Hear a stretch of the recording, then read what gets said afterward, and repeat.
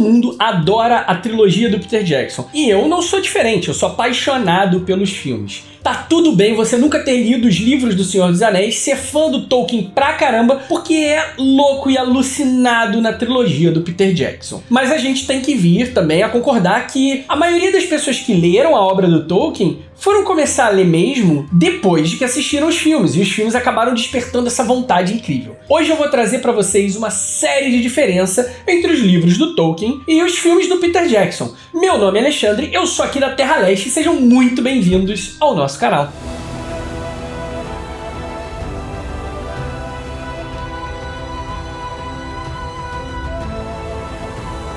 Começando ali com a Sociedade do Anel, vocês lembram aquele período que tem a festa do Bilbo Bolseiro, né? Que ele vai lá e coloca o anel e some, né? E depois ele vai para as montanhas. O Gandalf pede pro Frodo guardar o anel e logo em seguida ele sai para ir pesquisar que anel seria esse e tudo mais. Passa-se algumas cenas, o Gandalf vai lá em Minas Tirith, né? Nas bibliotecas e lê um pouco, não sei o que, ele descobre que anel é esse e ele retorna pro condado e logo em seguida ele fala: Frodo, tá guardado? Tá seguro? Ele pergunta pra ele. E aí eles descobrem, colocam o anel na lareira e o anel lá brilha, né, com a escrita. Enfim, sabe esse períodozinho que o Gandalf saiu pra ir pesquisar e voltou? Nos filmes parece que foram rapidinhos, né? Mas na verdade, esse período de tempo são 17 anos, gente. É muita coisa. Não é à toa que quando o Frodo chega lá em Valfenda, quando encontra o Bilbo pela primeira vez, já se passaram esse tempo todo. E o Bilbo, como não tá mais com o anel, já tá bem mais velhinho. É exatamente por isso, tá? E não é à toa que a Warner vai fazer agora um filme chamado The Hunting for Gollum, tá? Que é a caçada do Gollum, que é o Gandalf junto com Aragorn procurando o Gollum para poder saber que anel era esse, etc, para perguntar sobre ele. E o filme vai se passar exatamente nesse intervalo de 17 anos. Outra diferença é que tanto Frodo quanto Gandalf sabiam do anel que o Bilbo carregava e que deixava invisível e etc, tá? Não foi uma surpresa para eles quanto foi ali no filme. A próxima diferença é, na verdade, uma série de capítulos do livro que conta a história de Tom Bombadil, né? O Merry, o Frodo, o Sam e o Pippin entram na Floresta Velha, são aprisionados pelo Salgueiro, e uma série de outras aventuras vão acontecendo até Barrows-Down lá, quando eles encontram as criaturas tumulares, que a gente pode ver agora na série, na segunda temporada de Anéis de Poder. Já o Peter Jackson resolveu tirar esse pedaço inteiro dos filmes. Ele achava que ia ficar muito desconexo, o Tom Bombadil entrava, saía e não se falava mais dele, e acaba fazendo falta para muitas pessoas que gostavam do personagem, daquele trecho da história, e não apareceram ali no filme. Uma coisa importante desse detalhe é que ali em Barrows-Down, né, o Tom Bombadil, ele encontra umas adagas que são feitas pelos Númenóreanos, que tem uma lâmina, não é mágica, mas digamos que, assim, mais forte, tem alguns tipos de feitiços positivos, né? E essas lâminas vão ser muito importantes lá na frente, eu vou falar pra vocês. E ele presenteia os hobbits com essas facas, tá? Já no filme do Senhor dos Anéis, essas facas são presenteadas pelo Aragorn pra eles, e o Aragorn acha elas no topo dos ventos ali, né? Quando os Nazgûl estão por ali, o Aragorn acaba saindo pra fazer uma incursãozinha, e quando retorna, ele acaba entregando essas facas ali para os hobbits. Já nessa parte do Topo dos Ventos, é muito importante saber que no filme o Aragorn espanta, né, os Nazgûl com aquelas tochas, etc, enfim. Os Nazgûl, na verdade, ali, eles são espantados pelo próprio Frodo, né? Quando o Frodo saca aquela faca, o Nazgûl reconhece a lâmina e sabe que ela é muito nociva para ele. Nesse momento ele vai e ele se atrapalha, e aí por isso que ele erra o coração do Frodo e acaba acertando mais para cá. E também ele acaba ficando nervoso porque vê essa lâmina e eles fogem. Não é por causa do Aragorn com a tocha, tá bom? A gente vê a Arwen salvando, né, o Frodo, o Aragorn entrega pra ela o Frodo. Isso não é uma verdade. Por quê? Porque ali quem faz esse papel é o Glorfindel, que é um dos principais elfos da literatura de Tolkien. Esse elfo matou um Balrog na Primeira Era. Ele era muito importante. E, enfim, ele acaba ressuscitando, voltando à forma física na Segunda Era. A gente provavelmente vai ver ele na série agora. Ele ali na Terceira Era salva o Frodo naquela questão. Outra questão é que o Frodo já não fica mal de cara ali, tá? Esse efeito da lâmina Morgul nele, ele demora um tempo, e o Frodo ele vai delfinhando muito aos poucos, não é de repente como o filme. O filme precisou condensar isso, porque é uma adaptação naturalmente. Agora, os elfos de Tolkien não têm a orelhinha pontuda. Tolkien nunca foi enfático em dizer isso nas suas obras. Muitas vezes os homens eram confundidos com os elfos, tá? E o próprio Aragorn, quando Elmer avistou a primeira vez, achou que ele era um elfo, porque o Aragorn na verdade é um Númenóreano, então se aproximavam muito. Mas pela estatura, pelo semblante, né, por essa coisa toda que o Aragorn representava. E na verdade, nos livros descreve que o Elmer descobriu que ele não era pela coloração dos olhos dele. Ou seja, não se falou nada da orelha em todo o momento. O único trecho que a gente vê o Tolkien citar alguma coisa que gera uma confusão com as pessoas está no livro dele das cartas, né, de Tolkien, e que diz o seguinte, que as orelhas dos hobbits são pontudas no formato de folha, como a dos elfos. Mas esses elfos que ele está falando não são os elfos dele especificamente. São os elfos da mitologia nórdica, que já tinham sim essa questão da orelha pontuda. Mas na literatura dele não se tem registro dele falar que os elfos possuíam essa orelha. Inclusive, o Anatar, quando estava na sua figura de elfo,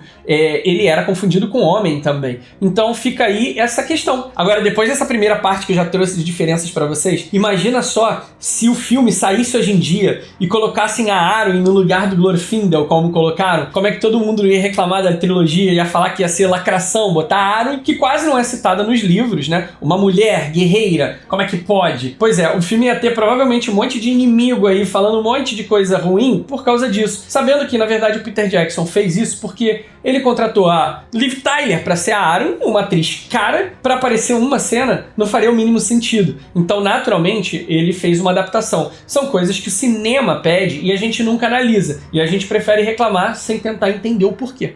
Quanto ao Aragorn, galera, quando ele sai de Valfenda, ele já tá ali com Andúril, que foi reforjada através da Narsil, que é a espada quebrada lá que o Elendil passou pro Isildur, e Isildur cortou a mão de Sauron, tá? Essa espada já sai dali prontinha. E outra coisa muito importante é que o Aragorn, ele é um personagem descrito de forma bem enfática pelo Tolkien, falando que ele tem 1,98 m de altura e ele não tem barba, porque ele é um Númenóreano. E os Númenóreanos têm sangue élfico, tá? O que faz com que eles não possam ter barba. O único que tem é o Círdan, que a gente tá vendo na série agora também, na segunda temporada. Agora, se o filme saísse hoje em dia, será que iam reclamar pra caramba? Porque o Aragorn não pode ter barba, ele é citado que não tem barba, ele tem 1,98 m. Será que iam reclamar dessa maneira? E ainda digo mais, tá? Os Númenóreanos são caras que têm a pele muito mais morena. Númenor foi criada por Tolkien baseada nos povos egípcios, né? No Egito, enfim. E eles citam que a pele deles era mais morena e tudo mais. Será que a galera ia aceitar de boa se colocam um Aragorn mais moreno ali?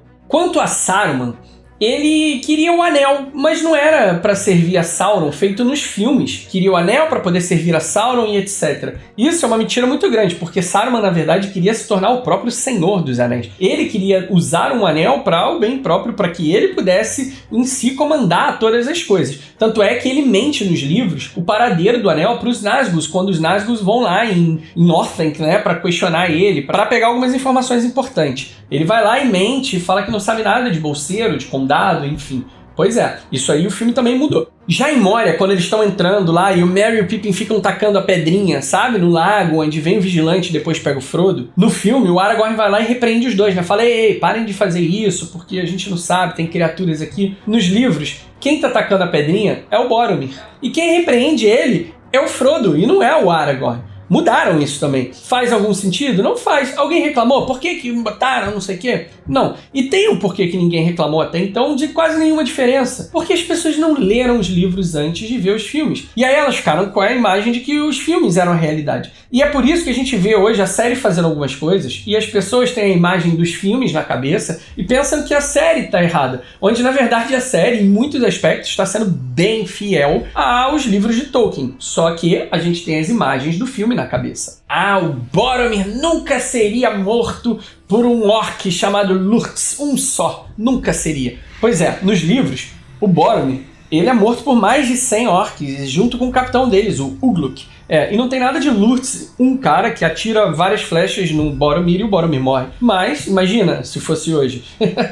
E ali pertinho, já na floresta de Fangorn, o Entebate, que é aquela reunião entre os entes para decidirem se eles vão pra guerra ou não, que dura uma eternidade, porque os entes ficam deliberando e às vezes uma palavra demora um dia inteiro para se falar. Rurarum. Lembram disso? Pois é, tudo muito bem até aí, menos na questão de que no filme o Barbárvore volta pro Merry e o Pippin e fala: nós decidimos não entrar em guerra nenhuma. E aí o Merry e o Pippin pedem para ele mudar o lugar onde eles vão serem deixados e tudo mais, e aí o Barbárvore vê aquilo tudo lá, sim, resolve ir pra guerra. Nos livros eles terminam em debate e falam: claro que nós vamos pra guerra, vejam só, a destruição que foi feita em Fangorn. Agora imagina só hoje em dia. Vocês acham que os Ents não saberiam o que estava acontecendo na floresta deles? É claro que saberiam o que está acontecendo na floresta deles. Eles nunca diriam que não iriam pra guerra. Eles iriam pra guerra. Uma coisa muito legal são aquelas batalhas dos Wargs, né? Em que o Rama morre, que é o arauto ali do rei Théoden, quando eles estão no caminho para Abismo de Helm. Vocês lembram? É maneiríssima, né? E o Aragorn cai da montanha depois, ele fica sumido. Pois é, não acontece essa batalha. O Aragorn não some, o Rama não morre ali. Não tem Warg ali, gente. Pois é, essa batalha nunca existiu. Só que o Peter Jackson criou porque o filme precisava de ação, precisavam de arcos menores, de batalhas menores. E é natural que tenha se adaptado, porque é cinema, entende? Uma das cenas que eu mais gosto é Haldir marchando junto com os elfos, aquela trombeta no Abismo de Helm surgindo, e de repente, que alívio, temos reforço dos elfos. Haldir chegou de Lórien junto com todos os outros elfinhos, isso é muito bom. Nunca teve elfo em Helm, nunca ninguém ajudou o Abismo de Helm. Na verdade, enfim, nada daquilo é real. O Peter Jackson botou porque fica legal os elfos aparecendo, né? Os elfos são tão bonitos, por que não aparecendo? Os elfos na Terceira Era já estavam indo todos pra Valinor, só sabiam da sua própria morada e já estavam indo embora. Então não fazia o mínimo sentido aquilo. Mas o Peter Jackson botou e todo mundo gostou, foi super legal, uma adaptação. Outra reclamação seria o quê? Elmer nunca foi expulso do reino, tá? Ele foi aprisionado. Mas lá no Abismo de Helm ele já tinha sido solto, ele já estava lutando ao lado do Aragorn, ao lado do Gimli, do Legolas, entendeu? E quem chega ao raiar do quinto dia, naquela montanha, junto com Gandalf, para poder salvar o resto da galera? Pois é, ali foi Erkbrand, que é um comandante de Rohan. Não teve nada de Elmer. Um absurdo, porque o Elmer estava lá lutando, cadê ele? Ele não chega. Enfim, galera, adaptação, tá tudo bem, foi ótimo. Eu tô mostrando um pouco esse outro lado, galera, para vocês talvez tentarem entender o que está sendo hoje feito nas obras cinematográficas, tanto na série quanto no anime, que vai sair agora em dezembro, sobre Helm, Mão de Martelo, que vai contar a história exatamente de onde a gente está falando agora, do Abismo de Helm. E se você está curtindo esse conteúdo, não deixa de virar membro da Terra Leste, tá? Se você virar membro ali, você tem uma série de regaliazinhas ali que vai de nível em nível, enfim. E o que você puder ajudar, a gente vai ficar super feliz e o canal vai crescer muito com isso, tá? E quem não puder virar membro, não tem problema. É só clicar aqui, curtir, seguir a gente, ativar a bandeirinha para estar sempre vendo os vídeos que a gente vai botando por aí. Isso também já ajuda muito o canal, tá bom, gente? Aquele Faramir que a gente vê, que é simplesmente excluído pelo pai, né, pelo Denethor, ele não é um cara tão fraco quanto parece, né, nos filmes, de certa maneira. No primeiro momento, o Faramir ali, ele quer o anel, ele vai levar pro pai e tal, até a gente ter o final do arco dele dizendo, não, tudo bem, vai lá, Frodo. Pois é, nos livros isso não acontece. O Faramir, desde o início, trata o Frodo e o Sam com cortesia. E até mesmo trata bem o Gollum também, tá? Porque o Gollum tá com eles. O Faramir, ele é um homem muito forte, muito nobre. E ele entende que aquele fardo do anel chegar até ele, na verdade é um teste quanto à nobreza dele. E ele recusa desde então. Isso é muito legal, porque você joga o Faramir num patamar aqui em cima, de homens que conseguem entender e recusar o anel. Isso é muito maneiro. E olha como é que ele é grande nesse sentido. Coisas que os filmes não mostram, né? E acabam deturpando um pouco esse caráter em si do Faramir. Outra coisa meio bizarra é o Frodo abandonando o Sam ali na escadaria de Cirith Ungol, quando eles estão indo pra Laracna, sabe? Ele fica, pois é, o Gollum tem razão, vai embora, não sei o que. O Gollum pega lembas e joga igual o carinha do sal na carne, tá ligado? Aí joga assim no Sam. Pois é, exatamente isso. Ali, nos filmes, o Frodo simplesmente abandona o Sam. Eu fico imaginando a galera hoje em dia que lê os livros, né, e viria o filme saindo hoje. Isso é absurdo, o Frodo nunca faria isso com o Sam. O Frodo é muito fiel ao Sam e isso jamais aconteceria. Porque nos livros isso jamais acontece. Na verdade, aquela fidelidade do Sam ao Frodo não é só do Sam pro Frodo, também é do Frodo pro Sam nos livros. Coisa que o filme mostra muito mais do Sam só, né, sendo devoto ao Frodo, e não mostra essa amizade que o Frodo tem de fato com o Sam. Os filmes acabam deturpando um pouco essa coisa, né, e mostra muito mais uma serventia do Sam, o bravo, do que do Frodo com a força que ele tem. Outro personagem que jamais abandonaria a sua causa era Arwen, que simplesmente vai marchando para Valinor, né? E lá no final, quando eles estão chegando quase nos Portos Cinzentos, ela vê uma imagem do filho que ela teria com Aragorn, volta cavalgando e fala pro pai, você mentiu para mim, e ela desiste. Na verdade, a Arwen nunca partiu para essa marcha, tá? E a condição para ela casar com Aragorn era o Aragorn se transformar no rei de Gondor, coisa que nos filmes o Aragorn mostra assim um pouco sem vontade, sabe? De ser o rei de fato, de assumir essa liderança, né? Um pouco assim, não sei se eu assumo, não sei se eu não assumo. Já nos livros livros, o Aragorn já sai de Valfenda sabendo do papel dele e que ele vai ser o rei e que ele vai atender o chamado e que ele precisa ser o rei, inclusive, para poder casar com a Arwen, que é a mulher que ele ama, tá? A Arwen, além de não abandonar ele, ela tece ali, ela borda uma bandeira, um estandarte. Então a Arwen vai lá e borda esse estandarte, que posteriormente vira o estandarte da família deles, e ela entrega para a Companhia Cinza, que são Dúnedains, né, do norte, são Rangers do norte, em torno de 30, que se juntam aos irmãos da Arwen, o Eladan e o Elrohir. E esses Dúnedains, eles são Númenóreanos, né, e eles vivem no norte, são Rangers do norte. E esse grupo se junta ao Aragorn, depois levando esse estandarte para dar um afago para ele, né? Um calor no coração e uma moral para que ele conquistasse o objetivo deles, se juntando ao Aragorn lá em Rohan. Isso não é mostrado nos filmes. Essa companhia acaba não existindo, esse estandarte acaba não existindo somente lá no final dos filmes, né? Que o Elrond vem carregando e a Arwen aparece por trás, o que é uma pena. Sabe por quê? Tem uma coisa muito importante. O Aragorn, quando vai para as Cenas dos Mortos, ele não entra lá só com Legolas e o Gimli. Ele entra junto com essa companhia de mais de 30 Dúnedains, junto com os dois irmãos da Arwen, né, os filhos de Elrond. Bem diferente de como a gente viu no filme, que eles entram os três sozinhos. E a gente não tá falando de dois personagens, por exemplo, aleatórios, não, elfos aleatórios, são os filhos do Elrond, que o filme simplesmente resolve ir e escolhe não aparecer. Justamente nesse período, o resto da cavalaria de Rohan segue o rei Théoden. E eles chegam num determinado momento que a estrada está coberta de orcs. E eles não conseguem passar por lá. E eles precisam desviar do caminho para poder pegar algum atalho e chegar mais rápido em Gondor para poder participar da Guerra de Pelennor. Ali, o rei Théoden está na região dos Drúadan, que é um povo, tá? E ele precisa passar pela planície ali de Stonewend, que é um lugar para poder cortar o caminho. Só que ele só consegue se esse povo deixar ele fazer isso. E aí eles conversam, né, na verdade, com o rei deles, que é o Gamburigan, uma figura extremamente engraçada, que eu adoraria ver no cinema. Ele é baixinho, meio gordinho, cheio de cabelos e pelos, e cabelo também muito comprido, enfim. Eu adoraria ter visto ele, porque é uma passagem dos livros do qual eu gostei muito. E é bem interessante que no final dos contos, Aragorn, já como rei, protege aquele pedaço de terra, né, em agradecimento ao Gamburigan, e o Aragorn jura proteção para esse povo e diz que ninguém ali vai atormentar eles, o que é bem legal, porque ele acaba agradecendo por todo esse corre que o Gamburigan fez para ajudar ali nessa guerra ali dos campos de Pelennor. Nos filmes, simplesmente nem tem essa passagem, a gente não sabe de nada disso, simplesmente a cavalaria de Rohan só chega lá e acabou.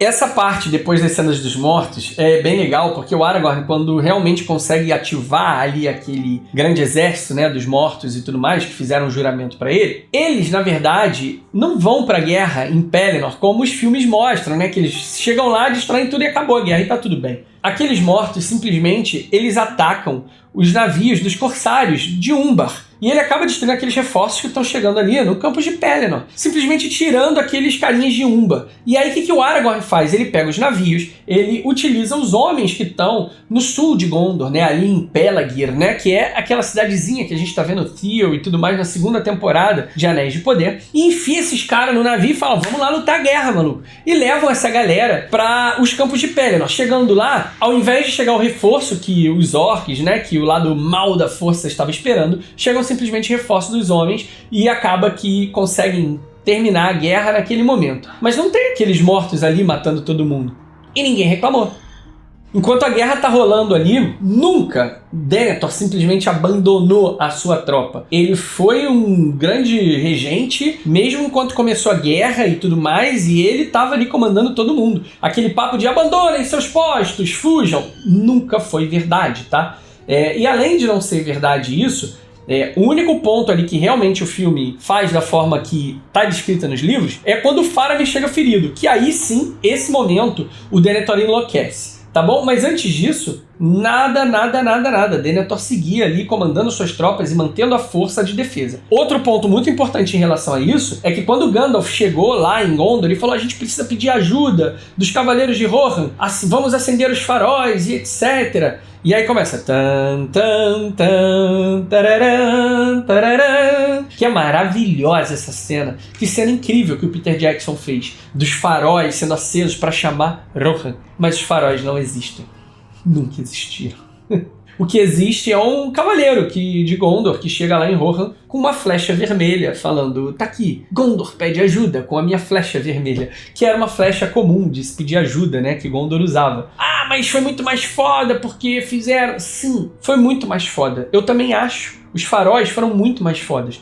Mas foi uma adaptação do Peter Jackson. Agora, se a gente já tivesse assistido, a gente ia ter reclamado. E a gente não reclama, e a gente acha muito mais foda, porque a gente deu a oportunidade do cinema fazer algo ficar mais maneiro pra gente. O cinema, a adaptação, fez algo visualmente muito mais legal pra gente. Mas a gente não estava cheio de pedra na mão pra atacar porque estava diferente. Teve a chance de ver aquilo, ser impactado com aquilo, sem saber. E depois julgar por si só. Então parem de pegar pedra e já ficarem, ah, isso não tá igual na série, isso não tá igual no anime, isso não tá igual não sei aonde. Se dê a chance do cinema trazer adaptações e outras releituras de formas legais, sem tirar o conceito de Tolkien da gente, da amizade, do amor, do carinho, da não sei o que, da fraternidade, da honra, que, cara, continua nessas histórias. Mas o fato de não estar igualzinho aqui não tem problema. É uma oportunidade da gente ver alguma coisa nova. Vamos parar de ser chato, gente. E não acabou ainda não, gente. Tem mais um monte de diferença aí. Mas se com essas que eu já falei, você começou a se interessar e quero ler O Senhor dos Anéis, ou quero ler outros livros de Tolkien, quero conhecer mais essas coisas. Galera, tem um link aqui embaixo da Amazon, tá? Que é um link que vocês não vão pagar nada mais por isso. Pelo contrário, vocês vão comprar o livro com as promoções da Amazon e tudo,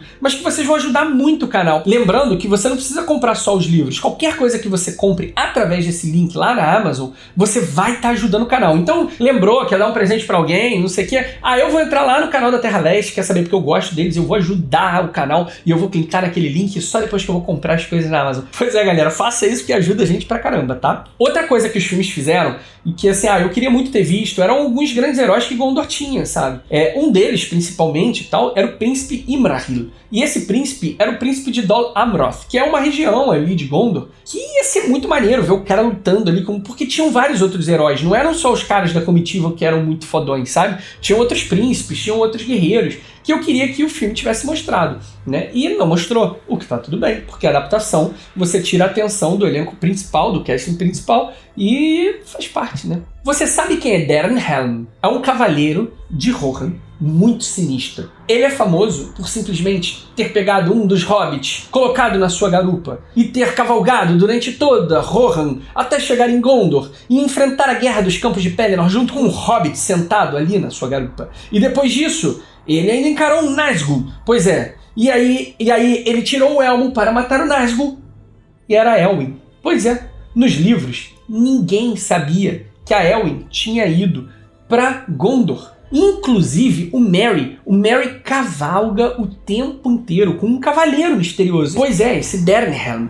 E aí ele fica ali, esse cavaleiro e tal, não sei o quê. E ele só descobre que é a Elwin na hora que o Nazgûl vira e fala, nenhum homem é capaz de me matar. E ela fala, eu não sou um homem. E vrau, mata o Nazgûl. Cara, isso torna a experiência muito mais legal nos livros, porque quando você descobre, você fica saltitando, você fica pulando feliz, cacete, é Elwin. Cara, você fica assim, é muito louco, sabe? Eu lembro de eu fazendo isso muito pequeno, eu devia ter 13, 14 anos. Nos filmes, o Peter Jackson optou por mudar isso, porque teria que esconder muito bem, eu não sei como é que seria. Daria pra fazer? Daria, mas ele optou por não, e tá tudo bem, sabe? Ele adaptou. Agora, uma coisa muito importante lembra daquelas adagas que eu falei lá atrás, que o Tom Bombadil dá pros hobbits, tá? Que elas são encontradas em Barrowsdown, que são as colinas dos mortos, onde os mortos e os reis antigamente eram enterrados, né? E aí aquelas adagas são de Númenor, e são, de certa forma, enfeitiçadas. E por isso Nazgûl foge do Frodo.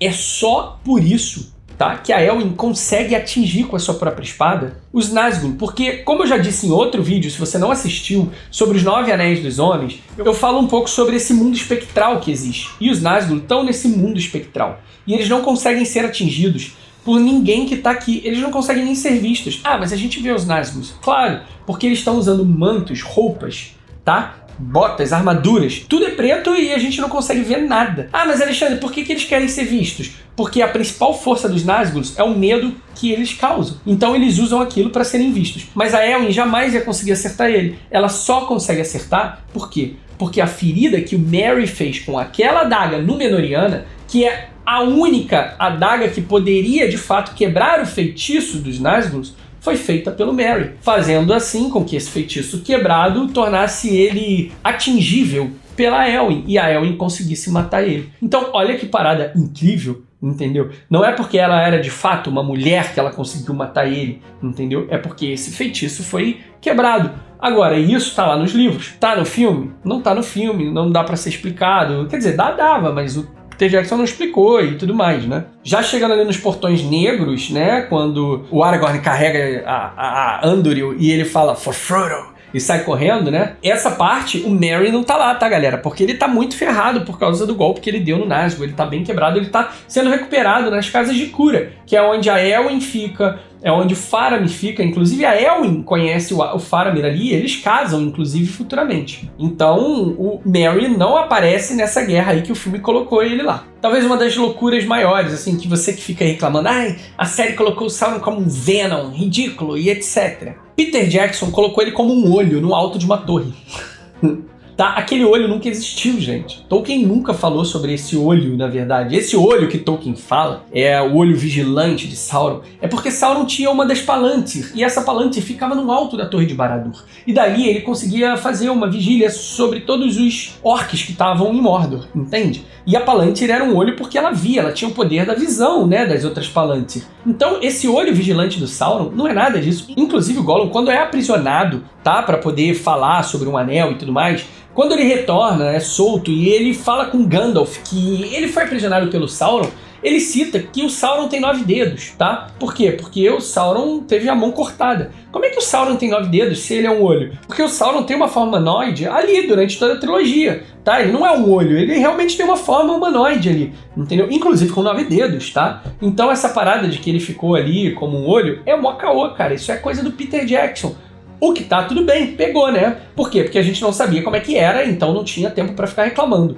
E pra galera que fica, o Sauron não morreria pros orquezinhos, meia dúzia de orcs feito na série. Eu queria falar pra vocês que um outro Maia, chamado Saruman, morreu por um Zé Bostinha, chamado Língua de Cobra. Pois é, o Grima mata o Saruman. Lá no alto da Torre de Orthanc, né, que ele cai e tal. Não, ali ninguém morre. Saruman não morre, Grima não morre, ninguém morre ali. O Saruman, galera, foge, tá? E junta os ladrõezinhos, tá? Alguns orcs, alguns homens maus e também hobbits invasores. E tomam o condado. Pois é, o condado é tomado pelo Saruman.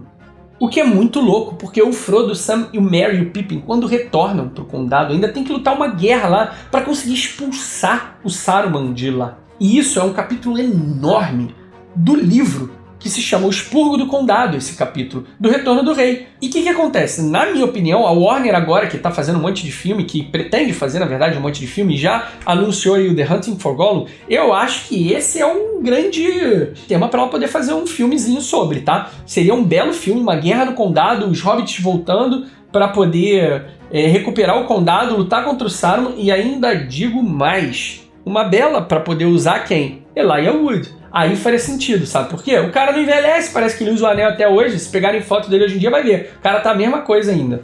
O Sauron, mas só aí.